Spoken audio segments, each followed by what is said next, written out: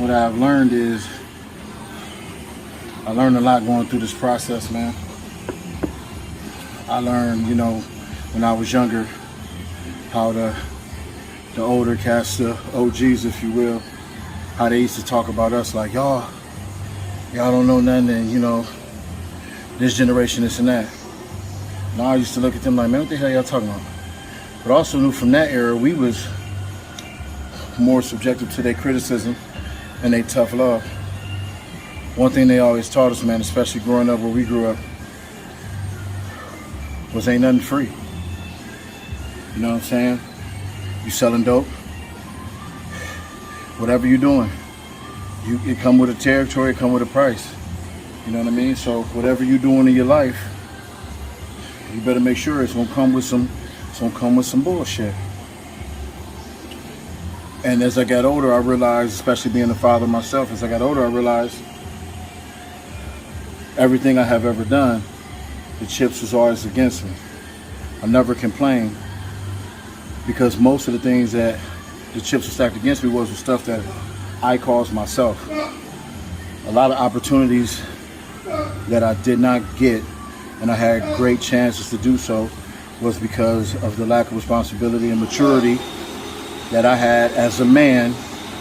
And like I said before, the fear of being successful. When you're successful and when you make it, it's not over there. In fact, that's just the beginning. But through that process is the hardest process. And through that process, you're gonna have to go through some shit. And through that process, you can't sit there like this. You can't sit there with your hand out. You gotta have good energy, you gotta have good work ethic. You gotta make sure you put out what you wanna receive. So what's interesting to me now, that I have been through those processes. I've been through all of that. And I know how old I am.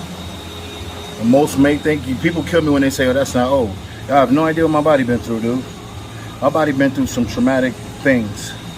I don't know how long I'm gonna be able to do anything I'm doing right now currently. But what I do know is that time don't wait on nobody. And like I said, in 2004, I learned that the hard way, when somebody was ready to put me up out of here forever. So when I come to this space, I want more. By wanting more and wanting to be the best. Anything you do, you better be the best at what you do. If you're a fry cook, cook the best fries you ever cooked in your life. Make sure when people leave that restaurant you at, they're like, man, them fries was the best ever. See, what I'm experiencing is a lot of lack of confidence in young men and men in general, who think that you're supposed to sit there and you're supposed to just bow down to those who already made it. No, you respect. They grind and they hustle. But when it's time for you to get yours, somebody might have to move over. And long as you don't cheat them, long as you don't slander them, long as you don't tear their name down, long as you just say, hey, I'm ready to butt heads with you, my man. What we gonna do? That's a fair fight. And people see things as clout chasing. I don't think they told Muhammad Ali he was a clout chaser. I don't think they told Mike Tyson or Buster Douglas he was a clout chaser. I don't think they told these athletes. I don't think they told Matt Serra when he beat George St. Pierre he was a clout chaser. I don't think they did that. What I think they said was, you want the best? You got your work cut out for you. Go get it. And what I'm experiencing is, when people call me a clout chaser, when people say I'm out of my lane, that's because they don't have a lane. What I need to chase clout for, man?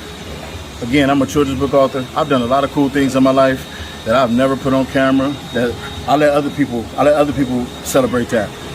You can look it up. I've already posted some of it, all legit facts. Well, what I want now is I want my mark. I want my seat at the table. And to get my seat at the table, in order to get there, you're going to have to go against the baddest motherfucker they say around. The baddest motherfucker that touched that 225. You're going to have to go through that. And through that, our wires got crossed. Kind of pissed each other off a little bit. But in the end, War is war. So if you believe in yourself, what you would do is you would bet on yourself more than you bet on other people. You would bet on yourself more than you bet on another man. I believe in you. I ain't gonna put my money on you though. I ain't gonna put my money on you, but I do believe if you put your mind to it, you can do with everything you do in life. You can get whatever you want. I'm no different than nobody else. Only thing different for me is when I'm ready to go get it, I go get it, man. I go get it. No matter how high the mountain is to climb, how deep the waters is, I can't even swim.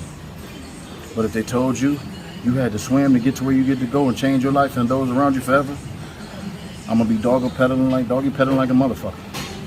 So what I've learned is that I am very, very, very, very susceptible to hate, and for my entire life, because I've always been a dreamer. Because around my area, man, people don't make it. A lot of people don't make it. And if they do, they don't sustain it for a long time. So I'm susceptible to hate because I'm always looking past what's in front of my nose. And I'm starting to see that on the internet. So for those of y'all who think I'm a clout chaser, for those of y'all who telling me to stay in my place, I don't have a place. My place is where the fuck I say it is. My lane is where the fuck I turn my signal at. And if I want to be the top, I got to beat the best in the world. And whatever it is, whether it was Brazilian Jiu-Jitsu, whether it was whatever it is, you got to beat who they say is the best, who doing it the best. You gotta show them that you deserve that seat at the fucking table, or you'll never get there. When I was younger, I had to eat with the kids on Thanksgiving and Christmas. Always wanted to sit with the adults. Had to wait my turn. In this world, though, I got the opportunity to go take it.